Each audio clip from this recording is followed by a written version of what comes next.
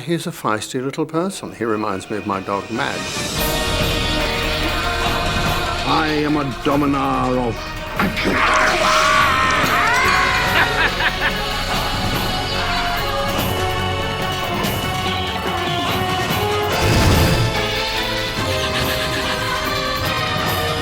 I don't snatch, I procure. So I went to the Fox Studios in Sydney and I read this, which was very clever of me, I thought, because I'd always been terrified of microphones. And I went to, I made all these noises and went home thinking, well, they're very strange and they don't appear to be Australian. and so I said, I went there and I said, okay. And then somebody rang me and said, you've got to go to this hotel in Double Bay in Sydney, and there's a guy there of American persuasion. And his name's David Kemper. So I walked in and he said, my Rigel. I thought, oh, is it all right? I didn't know what his Rigel was. and then we began to discuss this and it began to filter through to me that it was talking about this. I am Rigel, 16th of my lineage, dominar of the Hynerian Empire, at once your equal and your humble petitioner. And we discussed the idea that this little character was a kind of Hamlet, which really means that Hamlet, as a great character, I saw another production of it in Australia, is extraordinary because you never know actually what he is except by that which he does or his response to other people. So Rigel, we approached like that and thought that anything that Rigel did was a unique and new response from what he needed to anybody around him, and therefore he was only defined by that. And I think that worked in that anybody who tried to say what Rigel is, you would find him doing exactly the opposite, if it suited him. What's all the commotion? Who are you? Dr. Rigel. To me, at the Colin Convention, what seems to be the problem, My Zergan Bobs are playing up again. That's what you get for neglecting them. Take off your clothes. Rigel, in many ways, in Farscape, is one of the wisest, the most knowing, and, funnily, most human characters, in that he embodies a great number of vices and a great number of virtues. And that's what I think has been very successful for him, because he doesn't have to conform to any convention of human behavior. You tried to sell us out. But I didn't, did I? They weren't buying, were they?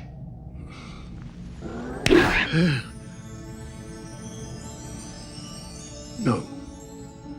And I became convinced that after I turned you in, I would be next. Now, how does that taste in your mouth? Look, I know I can be selfish, but given a chance, I can usually... Do what? Do the right thing? Yes. Rigel,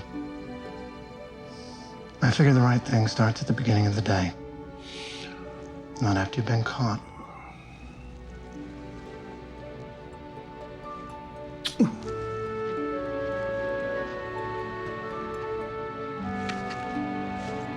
Thank you for the possessions. It's a bit like, and I've said this before, when Beaumarchais wrote The Marriage of Figaro, he set it in Spain in order to comment on France. And in Rigel coming from Hyneria, I think they've created a very clever situation where Rigel coming from another galaxy can comment very well on humanity, because he's actually much closer to humanity than many people here are. I am your captain. You're not my captain. This is a direct order. Dream on. If you don't obey my orders... Yes, this mist isn't affecting you. If you do not obey my orders right now and go into the pilot's den and flush out the bannock, I will shoot you as a mutineer. As you wish. He knows his own nature, and that's what I think is good fun about him. Grace, come here. Why?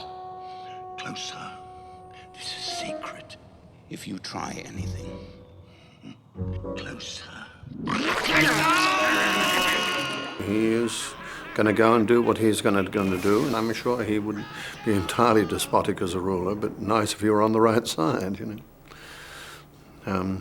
And obviously terribly frustrated he would never have fallen for that dreadful Hynerian girl that turned up, who I thought was very similar to Phyllis Dillon. Not that I'm saying she's dreadful, I just think she's of another ilk. It is permissible for you to be the focus of attention if I desire it. And I do so desire it.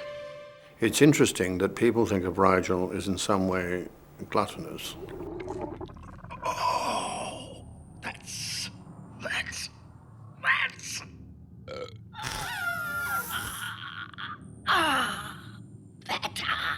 I think his metabolism requires that amount of food, but it's an interesting comment on how much people believe that Rigel is actually human, that they should apply the term of gluttony to him.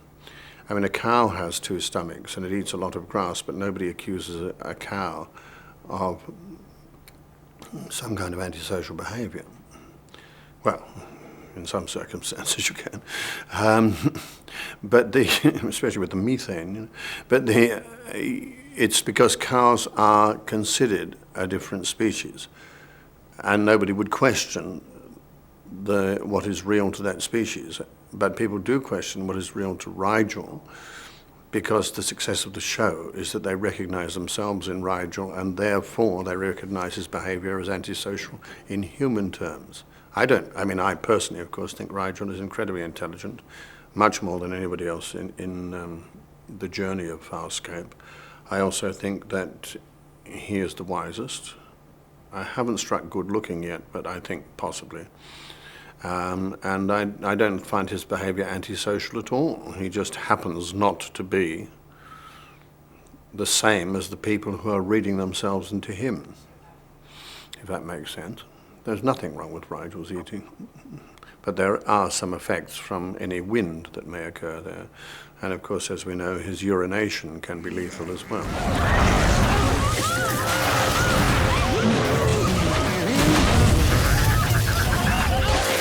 Rigel obviously has been tortured, as we saw with the Durka scenes, which I thought Rigel was very heroic in. Do you think your shipmates would really care if I just burnt your face right off? Go ahead and find out. I don't care, because the all-powerful Durka is a failure. It's the truth, Durka! You tortured me without mercy, but you never broke me. You only made me stronger. And even if you kill me, I'll be laughing at you, because the last thing I'll think of is you on Nabari Prime for another 100 cycles, being ground back down into nothing. I have an adopted brother who came out of the Second World War, who's Lithuanian. And people who are refugees like that, he had a little box of irrelevancies, you know, part of a jigsaw, half an apple, things like this. That was all he had. And given that that is all you have, you cling to absurdities at times. And I was very well aware of that with Rigel, that while he is driven to be, you know, I suppose like a squirrel, and that he hides things and keeps them for himself. My emergency supply, in case something came up. How long have you had these for? Were they in your possession when we were without food for nearly 2 weekends? You see, something did come up. That is not necessarily the byproduct of his nature, but it is certainly the byproduct of people who are refugees from terror. And he obviously has been brutalized, and which accounts for some of his behavior. And I think I don't think he's very much different from anybody else in that way. Sparky, Spanky, Fluffy, Buckwheat the 16th. I have some odds with Ben. You see, unfortunately, I wasn't on the set and the puppeteers are not improvising. So when he calls him Sparky, I mean, there are all sorts of things that Rigel might well call him back, had Rigel been actually together at the time. But when you're acting with some on top of somebody's arm, you know, it's a bit like being a periscope, and you haven't got time to think about what Ben's saying to you entirely, I don't think. But had I had a chance to improvise, I think Rigel might have given Ben quite as good as he got. I, of course, will return home first. You? I bartered for the coordinates to this asteroid. I made the first contact with Namtar. I struck the deal. I go home first. Dargo and I have already spoken. Whoever's home is the closest, that is where we will travel to first. You two have spoken. Without consulting me. What am I? Chopped millet? Of course not. I can stomach chopped millet. Blue-ass bitch. What did you call me? A blue-ass bitch. There was a time when Virginia, as Zan was trying to get something, or Zan was trying to get something out of him, and she was sort of trying, as it were, to seduce Rigel. I don't know if you remember that, but he said to her, well, I'm not really a body breeder, and I don't know why I should be attracted to you because you're so blue.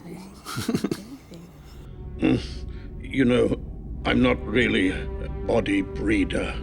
I mean, well, I'm not made that way.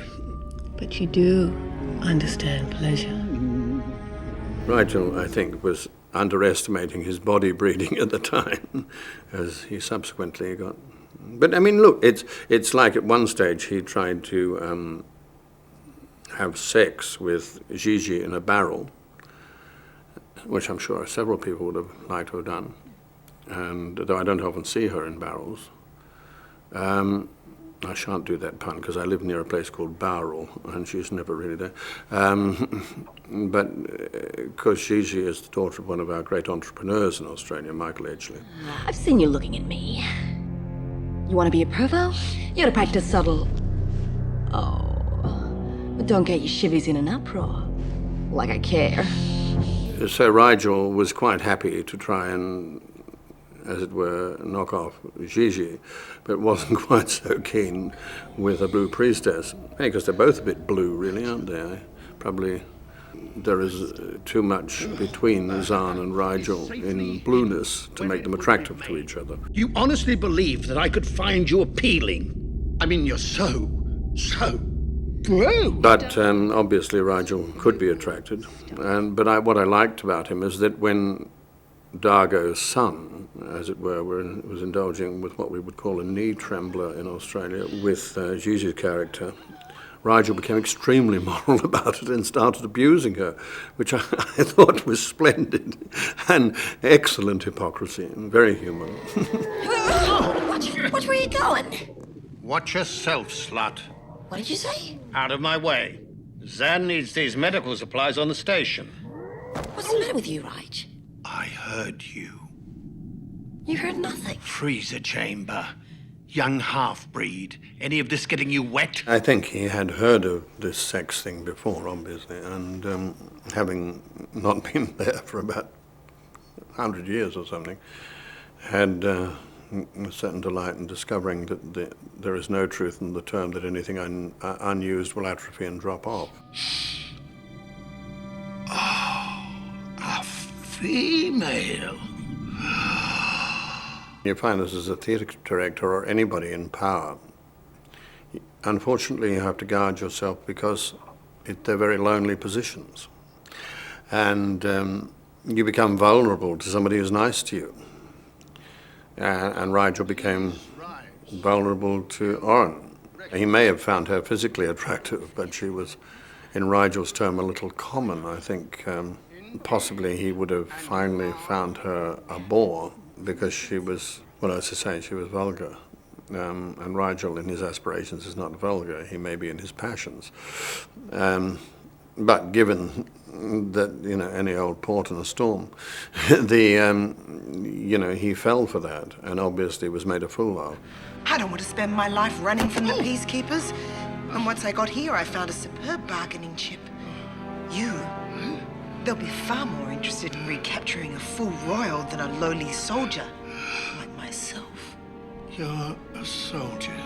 You might not have deigned to take pleasure with me if you'd known I was a common soldier. And I needed you to take pleasure so you would fall asleep and I could roam the ship. It was unfortunate that the Scarran saw me. But you slept too. All Hynerians sleep deeply after pleasure. The pleasure, Dominar, was all yours. But I think also within that particular episode, what was interesting is that finally when the chips are down, they went after him and got him back, and they cared that much. I got this, Parky!